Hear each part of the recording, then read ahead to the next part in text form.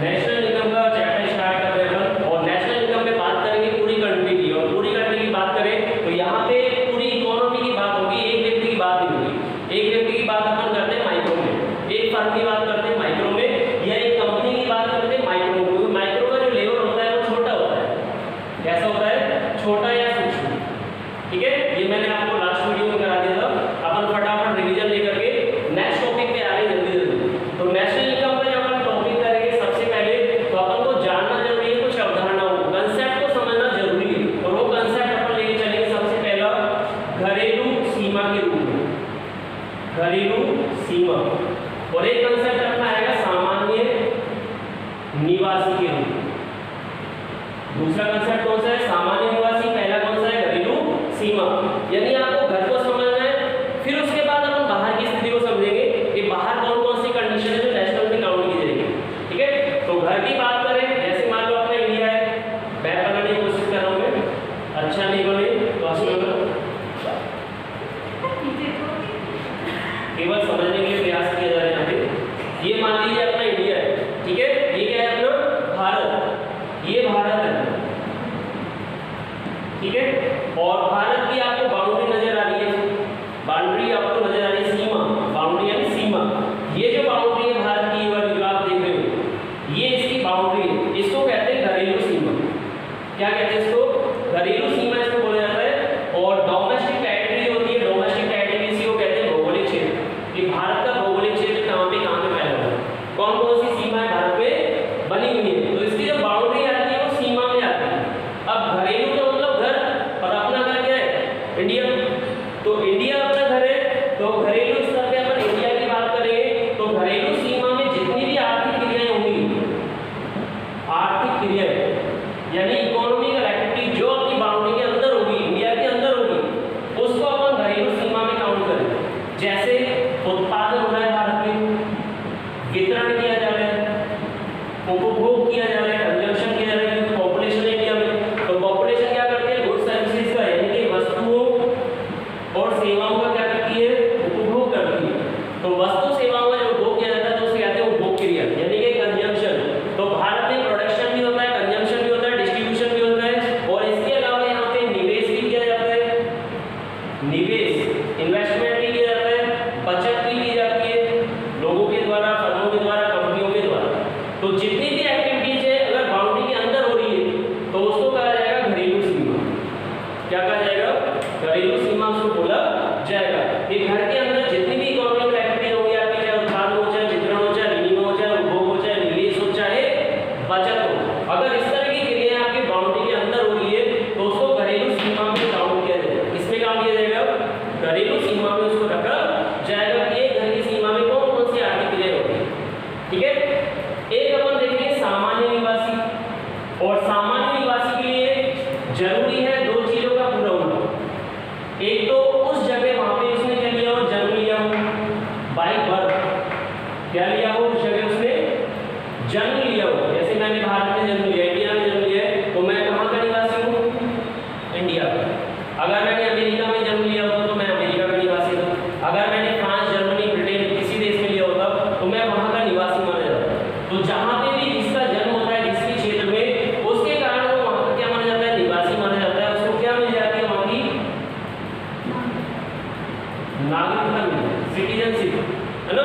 तो वहाँ का वो क्या माना जाता है? विशेष रूप से नागरिक माना जाता है। कब? जब उस जगह उसने क्या लिया हो? जन्म लिया, बर्थ लिया, है ना। सेकंड कंडीशन क्या है? उसकी नागरिकता को दर्शाने वाली बाय प्रोविजन सर्टिफिकेट्स,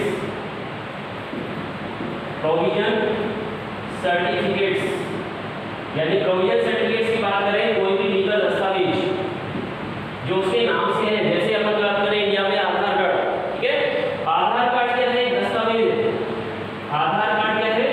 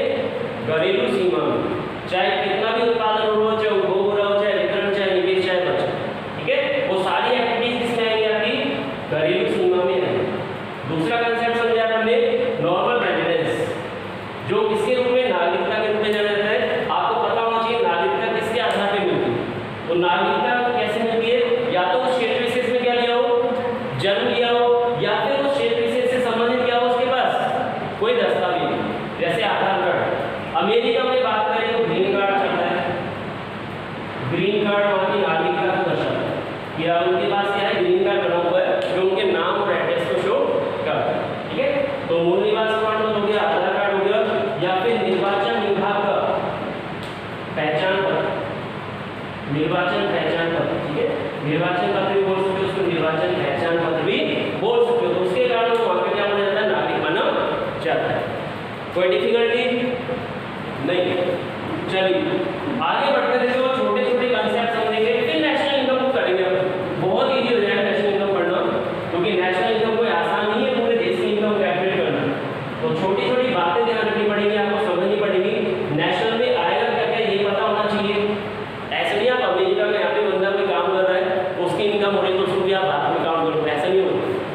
ठीक है, तो एक एक कंसेप्ट समझने वाला है इसमें। और अपन देखते हैं एक और कंसेप्ट साधन आय, साधन आय, और एक होता है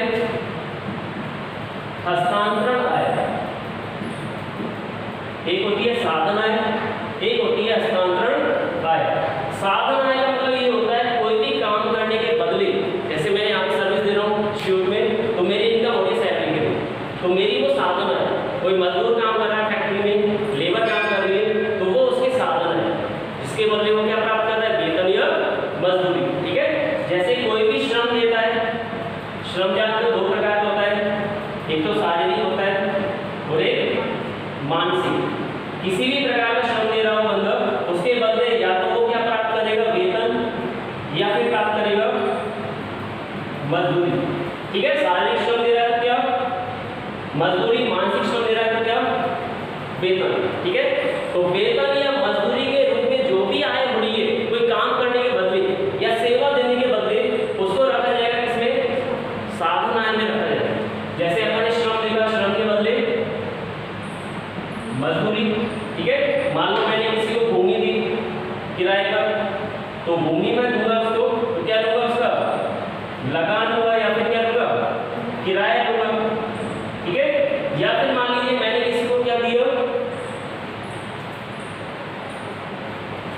पूंजी दी यानी कैपिटल दिया, किसी को उधार दिया पैसा 1 लाख 2 लाख 5 लाख कोई भी उसका 50,000 उसके, तो उसके बदले मेरे को क्या मिलेगा, ब्याज। क्या मिलेगा, ब्याज। तो कुछ देने के बदले जो भी सेवा दे रहे, यहाँ पे सेवा दी जा रही है, चाहे शारीरिक सेवा हो चाहे मानसिक सेवा, उसके बदले प्राप्त की जा रही है क्या, मजदूरी या फिर वेतन, मजदूरी या फिर वेतन।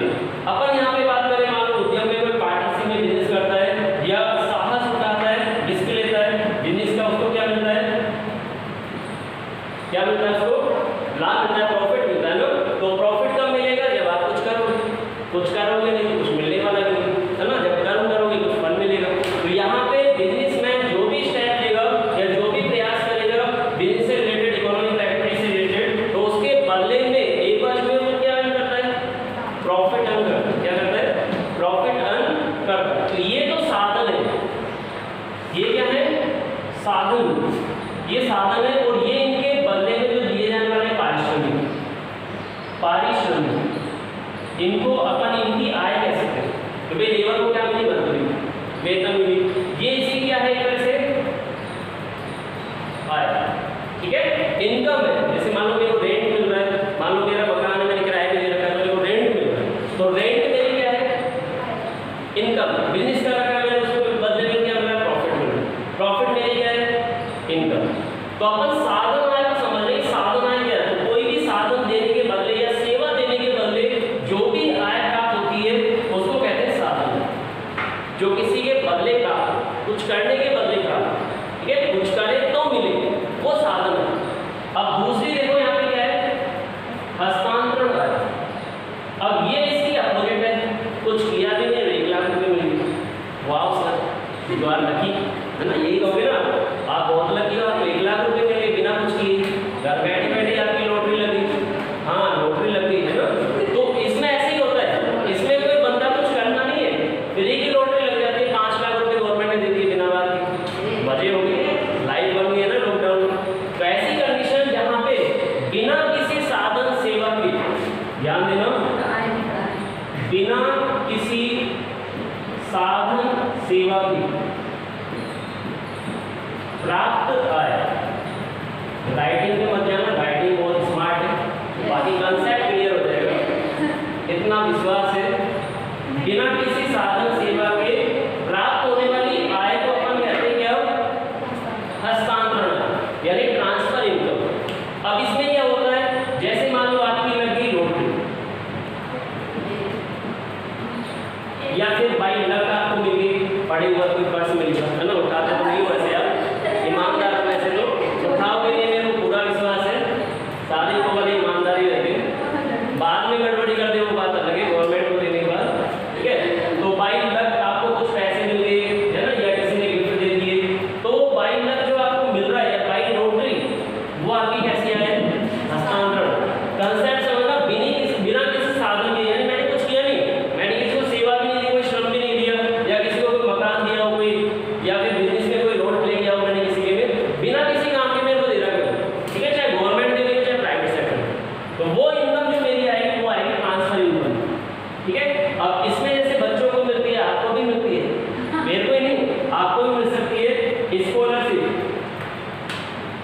करते हो क्या आप गवर्नमेंट के लिए? कुछ नहीं करते आप, फिर भी आपको गवर्नमेंट क्या करती है? स्कॉलरशिप देती है ना, मजा आ जाता है, 3000 5000 कुछ तो मिलता है, कॉलेज लाइफ में 5000 रुपये मिल जाते हैं, तो 5000 रुपये में बर्थडे तो बन जाता है कम से कम, है ना, एंजॉय तो कर पाते कुछ। तो वहाँ पे आपकी जो ये स्कॉलरशिप है ना, ये आपको बिना किसी काम के दिए, आपने कोई रोल नहीं किया, ये गवर्नमेंट ने अपनी इच्छा से दी ताकि आपको एजुकेशन में सहायता मिल सके, तो उसके लिए आपको दी गई है। तो यहाँ पे स्कॉलरशिप का जो रोल है वो साधन आय के रूप में माना जाए, ये आपकी ट्रांसफर इनकम मानी जाएगी ना कि साधन, ठीक है। कुछ काम करोगे उसके बदले जो इनकम होगी वो साधन है, ठीक है, फैक्टर इनकम, और जो बिना किसी काम की मिलती है वो ट्रांसफर इनकम, ठीक है, इसको कहेंगे हस्तांतरण। और ध्यान रखना इसको नेशनल इनकम में काउंट नहीं किया जाता, इसको राष्ट्रीय आय में काउंट नहीं किया जाता। काउंट किसको किया जाएगा? जो किसी काम के बदले आपको मिलती है, एक्चुअल में वो आपकी इनकम, ये तो किसी ने आपको सहायता के लिए दे दी, अनुदान के रूप में दे दी, गवर्नमेंट ने दे दी सहायता के लिए, तो वो आपकी एक्चुअल में इनकम नहीं है, वो तो आपकी रिलैक्स देने के लिए, हेल्प करने के लिए कुछ सपोर्ट है, तो वो आपकी एक्चुअल इनकम नहीं है, तो नेशनल इनकम में उसको काउंट नहीं करें। हाँ, वो उसको इनकम माना जाता है, आया ना पैसा, जो पैसा आता है चाहे कहीं से भी कैसे भी आया वो इनकम है, लेकिन इनकम है कैसी, कुछ करने के बदले मिल रही है या फिर बिना कुछ किए बिना मिल रही है, ये फर्क रहता है। करने के बदले मिल रही है तो अपनी नेशनल इनकम में काउंट होगी, कुछ किया है आपने, अगर आपने कुछ नहीं किया फिर भी इनकम होगी, आपने चोरी कर ली, बैंक एटीएम लूट लिया, ठीक है, करोड़ों रुपये आप ले आए घर पे, तो वो आपकी कैसी इनकम है? ट्रांसफर इनकम, उसको नेशनल इनकम में काउंट नहीं देता। आप लेके जाओगे थाने में, आपको बंद कर देंगे, है ना, बंद कर देंगे, रात को आपको प्रसाद भी मिलेगा, है ना, जागरण का। तो ऐसी कंडीशन में वहाँ पे क्या होता है, हस्तांतरण आय को राष्ट्रीय इनकम में कैलकुलेट नहीं किया जाता, ये विशेष ध्यान रखना है। अपन ने दो कंसेप्ट क्लियर करेंगे, तो क्लियर होना जरूरी है। मान लो आपसे पूछ ले कोई कि मेरी लॉटरी लग गई, मतलब मेरी राष्ट्रीय आय है नहीं, यानी राष्ट्रीय आय में काउंट होगी या नहीं होगी, आप बोलोगे नहीं होगी, ठीक है, क्योंकि आपको पता है कौन सी इनकम काउंट होगी और कौन सी नहीं होगी, तो ये समझना जरूरी है। आगे अपन एक और कंसेप्ट देखते हैं, और अगला जो कंसेप्ट है अपना वो लेके चलते हैं अपन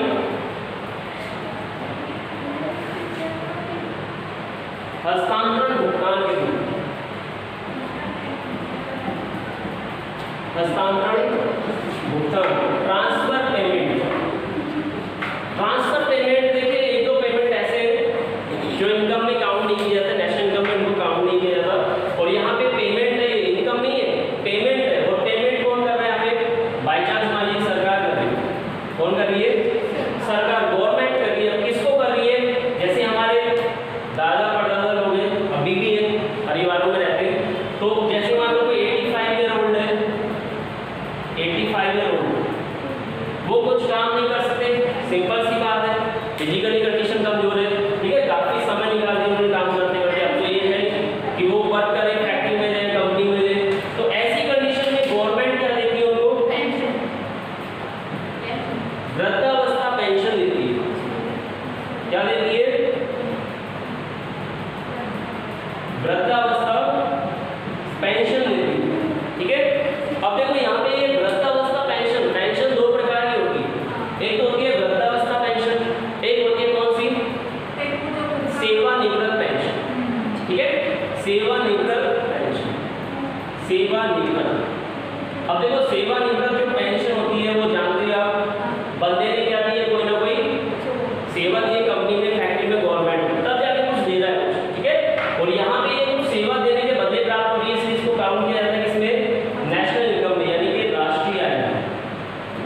इसलिए इसको रखा जाता है, क्यों? क्योंकि उसने क्या किया, कुछ ना कुछ काम किया है, 10 साल 20 साल 50 साल उसने कुछ श्रम किया है, आपको दिया है कुछ, ठीक है, उसके बदले आप दे रहे हो उसको, इसलिए वो राष्ट्रीय आय में काउंट होगी। लेकिन यहाँ पे वो कुछ नहीं कर रहा, वो कुछ नहीं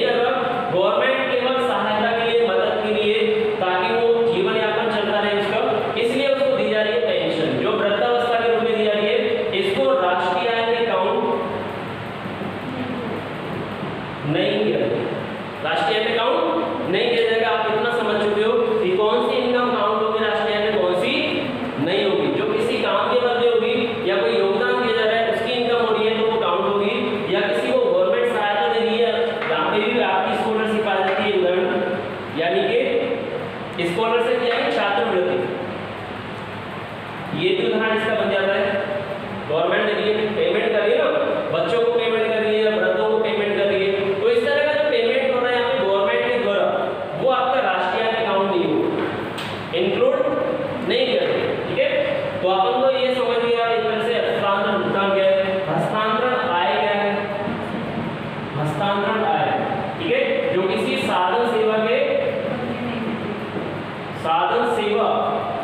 के बदले, सच बोल रहे हो ना, साधन सेवा के बदले या बिना किसी साधन सेवा के, बोलो बिना किसी साधन सेवा के, बिना किसी साधन सेवा के, ध्यान रखना इसको, बिना किसी, ठीक है, साधन सेवा के बदले प्राप्त होती है तो उसका साधन आय, ठीक है, सीधे नाम है उसका साधन आय, जो किसी साधन के बदले प्राप्त होती है, और जो बिना किसी साधन के वो हस्तांतरण, ट्रांसफर इनकम।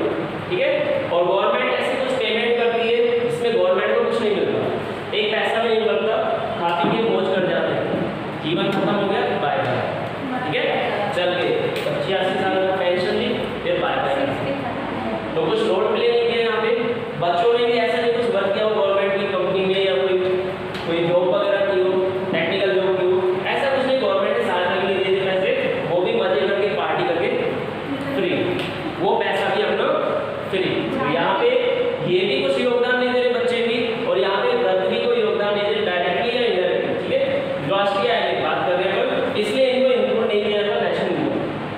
कैसे भुगतान होते हैं वो, हस्तांतरण भुगतान किसके, उसको राष्ट्रीय आय में इंक्लूड किया जाता नहीं किया जाता, नहीं। ठीक है, इतना आप समझ ही होंगे, पूरी उम्मीद है आप समझ रहे होंगे अच्छे से, बस आपको ध्यान से सुनना है, समझ में अपने आप आ जाता है। छोटे छोटे कंसेप्ट समझोगे ना तो अपने आप ही आप नेशनल इनकम को समझने लग जाओगे, नेशनल इनकम में क्या आएगा क्या नहीं आएगा, कैसे कैलकुलेट करेंगे, वो भी अपन देखेंगे मैथमेटिक्स में। एक कंसेप्ट और आपके सामने रखा हूं मैं, एक कंसेप्ट रखा हूं मैं आपके सामने, सकल निवेश। ये कॉमर्स वालों से पूछूंगा मैं क्या, सकल निवेश व शुद्ध निवेश। कॉमर्स वाले जानते होंगे, कभी तो आया हुआ है ये वर्ड, ग्रॉस इन्वेस्टमेंट और नेट इन्वेस्टमेंट, ग्रॉस इन्वेस्टमेंट और नेट।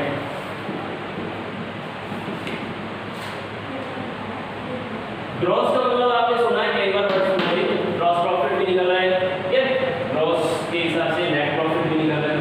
ग्रॉस प्रॉफिट आप निकालते हैं इसमें P&L में, ठीक है, और नेट प्रॉफिट आप निकालते हैं इसमें, हाँ कह रहे बच्चे, मेरे सुनाई दे रहा है, आप ये मत समझना कैमरे में सुनाई दे रहा है सबको, कैमरे में सबको सुनाई दे रहा है, कुछ बच्चे कह रहे हैं ग्रॉस प्रॉफिट आपने निकाला था P&L में सर, है ना, यही कह रहे हो ना, आपका ध्यान नहीं है, तो पता है ना, आप मौसम के साथ बारिश में मजे ले रहे, ध्यान बाहर है आपका, आप ध्यान करो, ग्रॉस प्रॉफिट आपने निकाला था P&L में, याद है आपको, नहीं निकाला, आपने निकाला था किसमें, भूल गया आप, ट्रेडिंग में निकाला था ग्रॉस प्रॉफिट, और नेट प्रॉफिट निकाला था P&L में, प्रॉफिट एंड लॉस अकाउंट। यही था ना सच, सच से पीछे मत हटा करो, सच बोला करो बच्चे, है ना, जो सच बोलते हैं वही बच्चे सच्चे माने जाते हैं, बाकी झूठे माने जाते हैं। तो आपने सच बता ही दिया कि sir gross profit trading account में और नेट प्रॉफिट P&L अकाउंट, ये अपना सर क्लियर है बिल्कुल, आप कंफ्यूजन ना करें, हम नहीं कर रहे आपको कंफ्यूजन। ठीक है, तो यहाँ पे अपन ने ग्रॉस को समझा था, ग्रॉस प्रॉफिट अपना इन्वेस्टमेंट है, इन्वेस्टमेंट को अपन समझेंगे। इन्वेस्टमेंट आप जानते हो निवेश करना, यानी कि पूंजी लगाना, चाहे वो कैपिटल लेबर में लगी हो, चाहे मशीन में लगी हो, चाहे रॉ मटेरियल में लगी हो, जहां पर भी अपन पैसे लगाते हैं, कैपिटल लगाते हैं, वो अपना इन्वेस्टमेंट माना जाता है।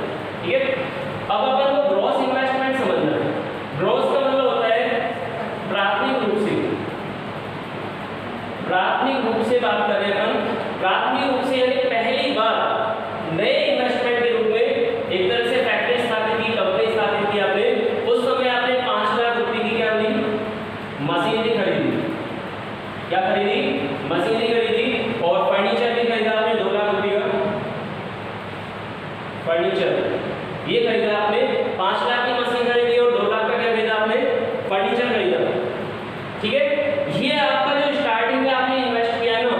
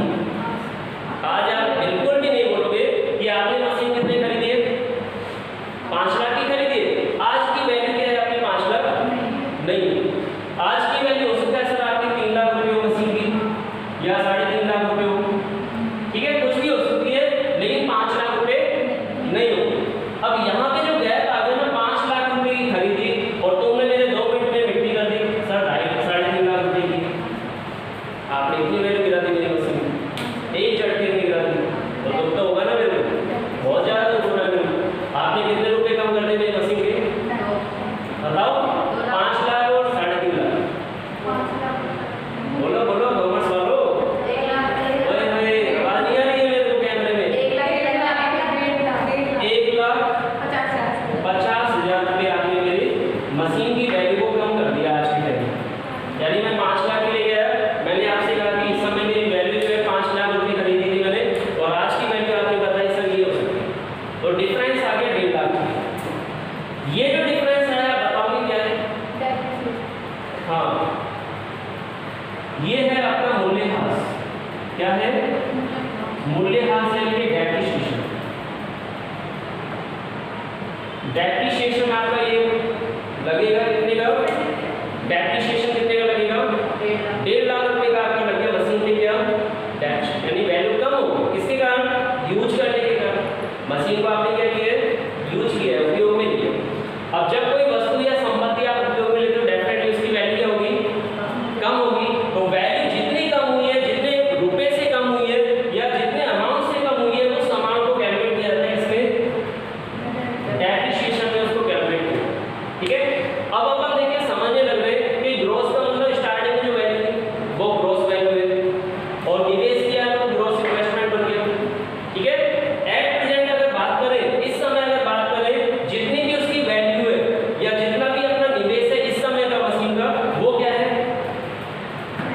Net investment. नेट मतलब शुद्ध बात करो सर, इस समय की प्रेजेंट कंडीशन जो है उसके बेस पे बात करो सर, तो वो क्या माना जाएगा? आपका नेट इन्वेस्टमेंट माना जाएगा।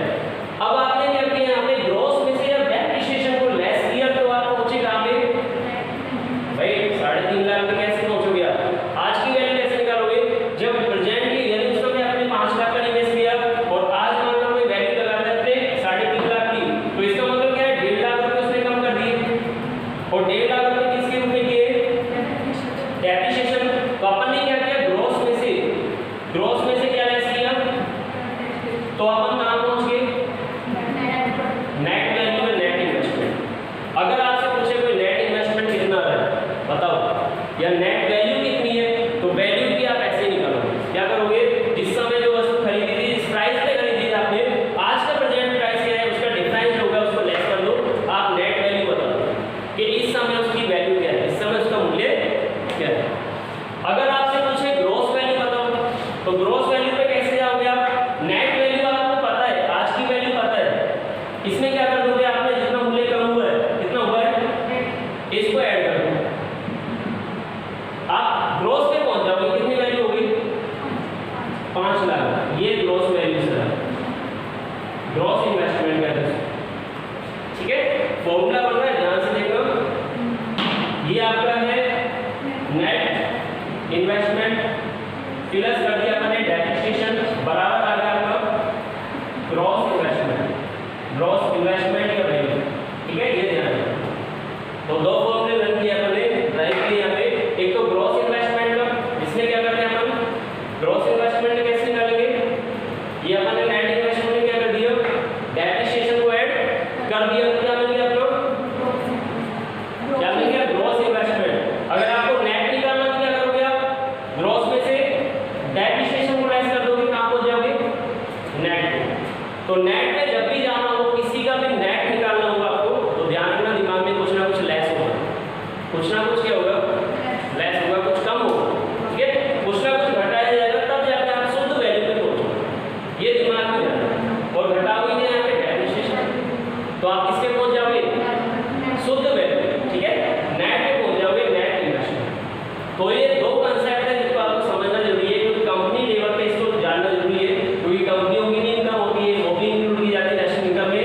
कंपनियां किस तरह इनकम कमा रही है, डेप्रिसिएशन लगा रही है नहीं लगा रही है, वो सारा देखना पड़ता है यहाँ पे। तो जो अकाउंट्स होते हैं उन्हीं से सारी बातें जाननी पड़ती है, तब जाके अपन वैल्यू निकाल पाते हैं कि कौन सी ग्रॉस वैल्यू है, कौन सी नेट वैल्यू। ठीक है, आई होप आपको समझ में आया होगा। उम्मीद करता हूँ ये जो कंसेप्ट मैंने आपके सामने रखे आप समझने लगे। अगली वीडियो अपन लेके आएंगे नेक्स्ट चैप्टर के रूप में, टॉपिक के रूप में लेंगे, क्योंकि नेशनल इनकम बहुत बड़ा है, और बड़ा तभी लगेगा आपको जब एक छोटे छोटे टॉपिकों को आप जोड़ोगे। ठीक है, तो मिलते हैं नेक्स्ट वीडियो में। ओके, देखते रहिए इकोनॉमिक्स की क्लास।